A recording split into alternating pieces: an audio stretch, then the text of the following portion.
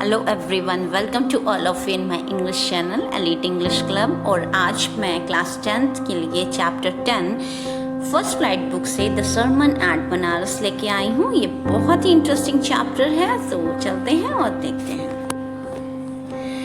सबसे पहले हम इंट्रोडक्शन देखते हैं। सरमन एट बनारस प्रकाशित करता है लॉर्ड बुद्धा की अर्ली लाइफ को, जो कि एक प्रिंस थे और इन्होंने रॉयल फैमिली में इनका जन्म हुआ।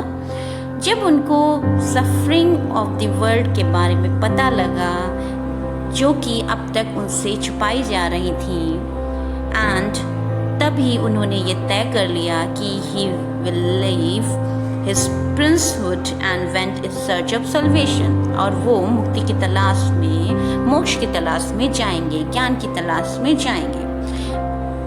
और इसमें उन्होंने अपनी दुनिया के सारे सुखों को त्याग दिया। जब उन्हें स्पिरिचुअल अवेकनिंग मिली, तब उन्होंने अपना पहला सरमन बनारस सिटी में दिया। वहां पर उनकी मुलाकात एक औरत गौतमी कीसा गौतमी से होती है, जिसका बेटा मर जाता है।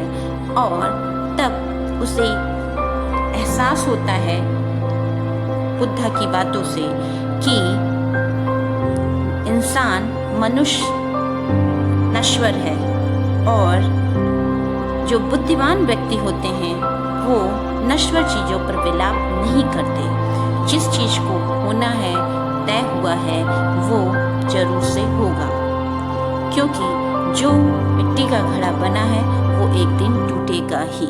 ये निश्चित है और शाश्वत है। सो इसी पेन को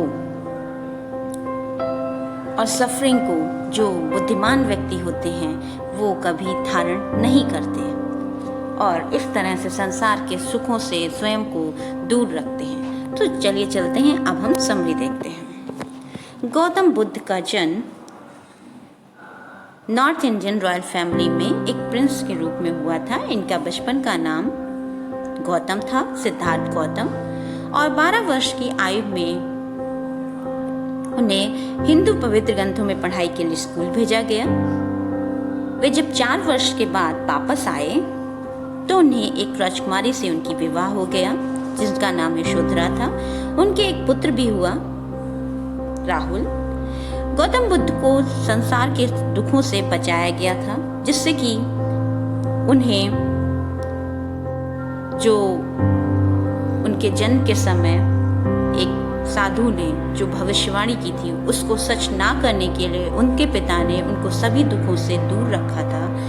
और जब वे 25 वर्ष के हुए, तो जब वो एक शिकार के लिए जा रहे थे, तो उनकी मुलाकात एक बीमार व्यक्ति से होती है। फिर उनकी मुलाकात एक वृद्ध व्यक्ति, फिर एक शौर्य यात्रा वो देखते हैं, और अंत में उन्हें एक भिक्षुक से भिक्षा मांगते देखा।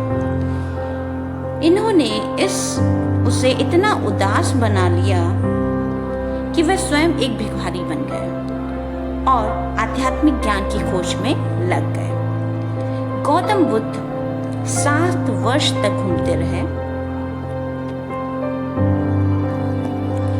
और इस प्रकार उन्होंने सारी रॉयल्टी को छोड़ दिया और ज्ञान की तलाश में चले गए।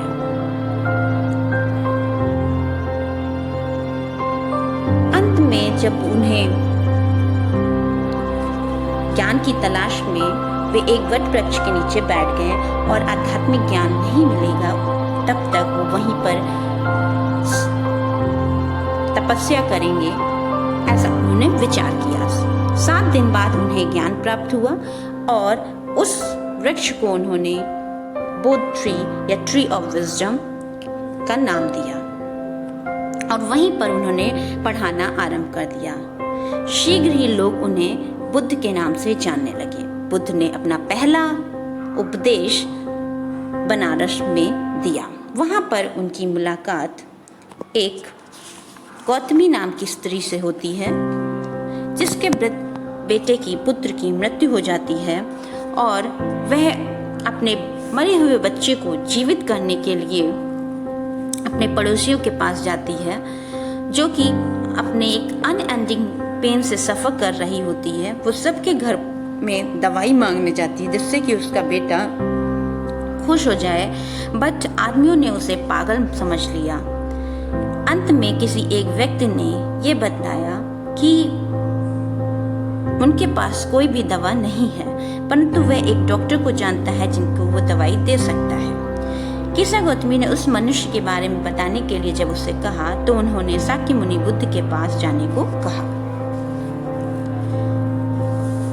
कीसा ने बुद्ध को उसके लड़के का इलाज करने के लिए दवाई देने के लिए कहा। तब बुद्ध ने उसे उस मुट्ठी भर सरसों के बीज लाने को कहा और ये उस घर से होना चाहिए जहां पर कोई भी व्यक्ति की मृत्यु ना हुई हो कभी। कीसा गौतमी घर घर जाती हैं इस आशा के साथ कि शायद उसे वो बीज मिल जाए, बट उन्हें हर जगह से निराशा ही मिलती है, क्योंकि क्या कोई भी घर ऐसा होगा जहां पर कोई नहीं मरा होगा? ऐसा तो संभव ही नहीं था।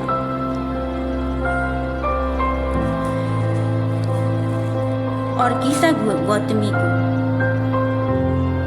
अंततः ऐसा कोई भी घर नहीं मिला जहां पर उसे कोई भी ये बीज दे सकता। अंत में बहुत ही ज्यादा निराश होकर बुद्धा के पास आ जाती है। इस निराशा में बुद्धा उन्हें ये बताते हैं कि